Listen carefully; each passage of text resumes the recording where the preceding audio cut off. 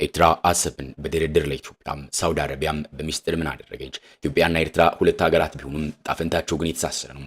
ሁለቱ ሀገራት በመንግስታቸው ሲራም ህዝቡ ከህዝብ ሳይገናኝ በመኖር ሁለቱም ዋጋ ከፍለዋል። ኢትዮጵያ የሚያስፈልጋት ባህር ኤርትራ ውስጥ ርካሽ ነው፣ ሰፊ ነው፣ ሰው የማይደርስበት የባህር አውሬ የሚፈነጭበት ረጃጅም የባህር በሮች አሏት። ኤርትራ የምትፈልጋቸው በተለይም ከምግብና ኢኮኖሚ ጋር ተያይዞ ኢትዮጵያ ውስጥ ብዙ ናቸው፣ ገበያም አለ። ሁለቱ ሀገራት ተረዳድተውና ኢኮኖሚያዊ ውህደት ፈጥረው የማይኖሩ ከሆነ ተነጣጥለው የትም እንደማይደርሱ ግልጽ ነው። በዚህም ሁለቱ ሀገራት ተጎድተዋል። ኤርትራን የሚያክል የባህር በር ይዛም ዛሬም ህዝቦቿም በስደትና በድህነት ይኖራሉ። ኢትዮጵያም ግዙፍ ኢኮኖሚና ይህንን ያክል ህዝብ ይዛም በምትፈልገው ልክ ማደግ አልቻለችም። ከሰሞኑ ኤርትራና ኢትዮጵያ ከፍተኛ የሆነ ውጥረት ውስጥም ገብተዋል። ወደ ግጭት እንዳይገቡም ተፈርቷል። ታዲያ ከወደ ሳውዲ አረቢያ ደስ የሚያሰኝ መረጃ ተሰምቷል። ያለ ማሸማጋይ የሆነች የመጣችው ሳውዲ አረቢያ ኢትዮጵያንና ኤርትራን ለማስታረቅ ለማስማማት እንቅስቃሴ ላይ መሆኗ ተሰምቷል። እስከ መጨረሻው ድረስ አብራችሁን ቆዩም። ሳውዲ አረቢያ በቀይ ባህር ብዙ ከሚጠቀሙ ሀገራት ቀዳሚዋ ናት። ነዳጅ የሚተላለፈው በዚህ መስመር በመሆኑ ይህ ቀጠና እንዲታመስ አትፈልግም። ምክንያቱም የራሷ ህልውናም የተመሰረተው በዚህ ባህር ላይ ነው። ሳውዲ አረቢያ የሀገር ሽማግሌ ሆናለች። በዓለም የሚፈጠሩ ፖለቲካዊ ጸቦችን እያደራደረችና እያግባባችም ትገኛለች። ሳውዲ 3 ዓመት የዘለቀውን የዩክሬንና የሩሲያ ጦርነት ለማስቆምም ሩሲያና አሜሪካን አደራድራለች። የመጨረሻውን ፊርማም ፑቲንና ትራምፕ ሳውዲ ላይ ተገናኝተው ለመፈራረም ከጫፍ እንደደረሱ መረጃዎችም ያመላክታሉ።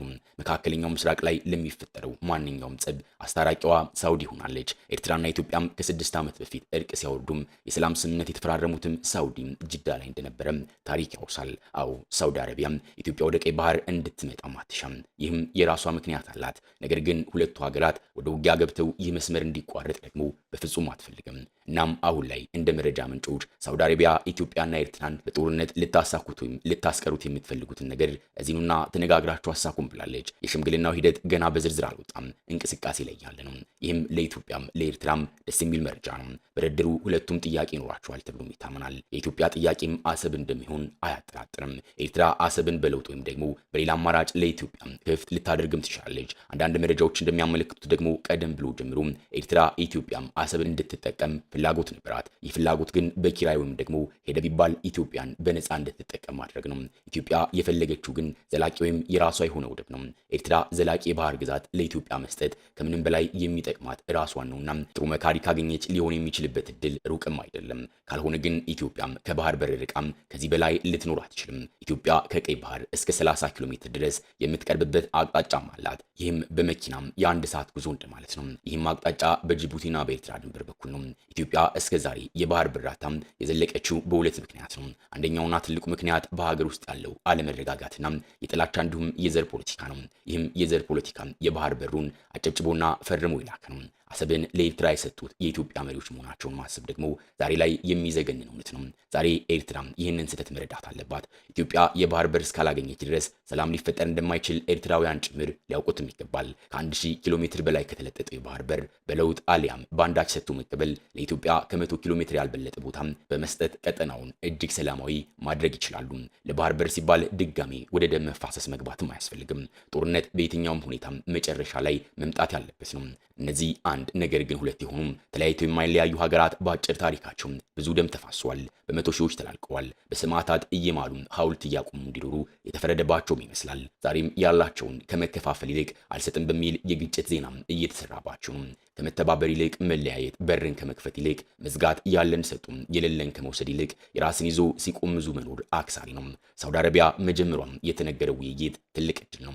ለባህር በር በሚል ሊነሳ የሚችልን እጅግ አውዳሚ ጦርነትም ያስቀራል። ሳውዲ አረቢያ የመጀመሪያው ሰላም ሰምታም ታዛቢ እንደመሆኗ መጠን ያለው የሰላም ስምምነት ተፈጻሚነቱ ምን ላይ እንደደረሰና አሁን እየተፈጠረ ያለውን ጉዳይ የሚፈትሽ ይሆናል ተብሎም ይታመናል። የኤርትራ ባለስልጣናት ከሰሞኑም በተደጋጋሚ ወደ ሳውዲ አረቢያ ሲመላለሱ እንደቆዩም ይታወቃል። የድርድሩ ነገር ገና ጅምር ነው። ተስፋ የሚደረግበት እንጂ ድምዳሜ የሚሰጥበትም አይደለም። ሳውዲ አረቢያ ራሷን አሰብን የምትፈልግ መሆኑን መዘንጋት አያስፈልግም። ይህ ነገር እንዲሳካ የሚያስፈልገው አንድ ነገር ሲሆን እርሱም ቅንነት ነው። በተለይም ከኤርትራ መሪዎች በኩል ቅንነት ያስፈልጋል። የተጠናከረችውና የተረጋጋች ሀገር ለኔ ስጋት ናት የሚለውን አስተሳሰብ የኤርትራ መንግስት መጣል ይኖርበታል። አብሮ ለማደግ ተጋርቶ በኢኮኖሚ ከፍ ለማለት ቅን ውሳኔ ሊይዝም ይገባል። በዚህ ድርድር ውስጥ ኤርትራና መሪዎቿም ትልቁን ድርሻ የሚይዙም ይሆናል። እንዳይሳካም እንዲሳካም ሊያደርጉት የሚችሉት ከኤርትራ በኩል ያሉት መሪዎችም ይመስላሉ። ሁለቱ ሀገራት በኢኮኖሚ ካልተዋሃዱ ሁሌም ከኋላ ሲከተሉ ይኖራሉ እንጂ የሚፈልጉበት ቦታ መድረስ አይችሉም። የኢትዮጵያና የኤርትራ ህዝብ አንድ ሆኖ ሳለም ሁለት ሀገር የሆነ ነው። ሁለት ሀገርነቱ በታሪክ አጋጣሚ የተፈጠረ ነው ተብሎ መቀበል ቢቻልም በየጊዜው እየጠበቁ መጋጨቱ ግን ለህዝቡ መልካም አይደለም። ጥላቻ ክፋቱም መጠላላቱም አያሳድግም።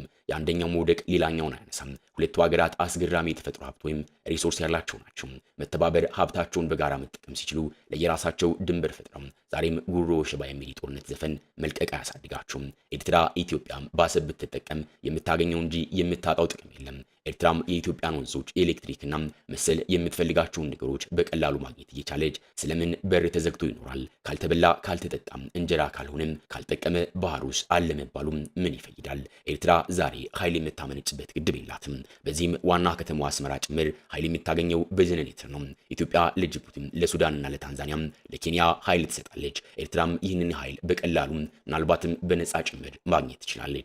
ይህ የሚሆነው ግን ሁለቱም ያላቸውን ሀብት በጋራ ለመጠቀም ከወሰኑ ነው። ኢትዮጵያና ኤርትራ በጋራ ቢሰሩም የሁለቱ ሀገራት ህዝቦች ዛሬ ያሉበት ቦታ ላይ አይኖሩም። ኢትዮጵያም የቀይ ባህር አሳ አይርባትም፣ ኤርትራም የጎጃም ጤፍ አይናፍቃትም። ችግሩ ተቸክሎ የቀረው የምቀኝነት፣ የፍርሃት፣ የመጠራጠር ፖለቲካ ነው። ነገሌ ከሚጠቀሙበት ሳር ይብቀልበት ወይም እንዳያዩም እኔ ከሞት ሰርዶ አይብቀል አይነት ፖለቲካም የምስራቅ አፍሪካ ቀጠናን ከቀውስና ውጥረት እንዳይወጣም ምክንያትም ሆኖታል። አካሄድ መቀየር ያስፈልጋል። ኢትዮጵያ ለኤርትራም ብዙ አማራጭ ማቅረብ ትችላለች። ኢትዮጵያ ለኤርትራም እስከ ፌዴሬሽን የዘለቀ አማራጭ በጅዳው የሰላም ስምምነትም አቅርባላት ነበር። ኤርትራና ኢትዮጵያ ውስጥ ያለው ህዝብ በምንም አይለያይም። አንድ የነበረው ህዝብ ለሁለት ተከፍሎ ግማሹ ኤርትራ ውስጥ ሲቀር ሌላው ደግሞ ኢትዮጵያ ውስጥ እየኖረ ነው። ይህም አፋርን፣ አሳውርታን፣ ከበሳ ውስጥ ያለውን የሐምሴን ስራይና አኮሎ ጉዛይ ትግረኛ ተናጋሪውን ከረና አካባቢ የሚኖረውን ብሌን ወይም አገው ኩናማውንና ሌሎችንም ይመለከታል። የእነዚህ ህዝቦች ግማሽ ኢትዮጵያ ውስጥ ግማሹ ደግሞ ኤርትራ ውስጥ ተነጥለው እየኖሩ ነው። ኤርትራውያን ኢትዮጵያውያን ከሞላ ጎደል ታሪካቸው፣ ዘራቸው፣ ቋንቋቸው፣ ሃይማኖታቸውና ባህላቸው አንድ አይነት የሆነም ወይንም በጣም የተቀራረበ ነው ለማለትም ይቻላል። ለኢትዮጵያውያን ከኤርትራውያኖች የበለጠ ወንድምና እህት እንደሌላቸው ሁሉ ለኤርትራውያንም እንደዚሁም ከኢትዮጵያውያን የበለጠ የሚቀርባቸው በዓለም ውስጥ ማንም እንደሌለ ይታወቃል። ነገር ግን የፖለቲከኞቹም እኔ ብቻ ልብለው የሚል አካሄድ ዋጋ አስከፍሏል። ካልተቀየረ ዛሬም ዋጋ ሊያስከፍል ይችላል። እንኳንስ ህዝቡ ከብቱ እንኳን ሳይቀር አገሩን በትክክል ያውቀው ነበር። ለምሳሌ ያህል ከአዘም አካለ ጉዛይ ተነስቶም ወሎ ድረስ ለግጦሽ በየዓመቱ ይመጣ የነበረው የኤርትራ ከብት ውሃና ሳሩ ሁሉ የት እንዳለ በትክክል ያውቀዋል። እንደዚሁም ከስራይና ጋሽ ሰቲት ተነስቶም በየዓመቱ ጎንደር ድረስ የሚጠጣው ከብት የግጦሽ ሰፈሩን ጠንቅቆ ያውቀው ነበር። ለምሳሌ ያህል ሰቲት ሁመራ፣ ባናት፣ ባህረ ሰላም፣ ንጉዲ፣ አርማጭሆ፣ ኮረም ሊጠቀሱም ይችላሉ። እንደዚህ ከእንስሳቱ ጋር ሳይቀር የተዋሃደው ህዝብን የተለያየው ይህም ህዝብ ውህደት ሊፈጥር አብሮ ሊያድግ የሚችለው የኤርትራ መንግስት ኢትዮጵያ ከበባዋን እንድትሰብር የሚፈቅድ ከሆነ ነው።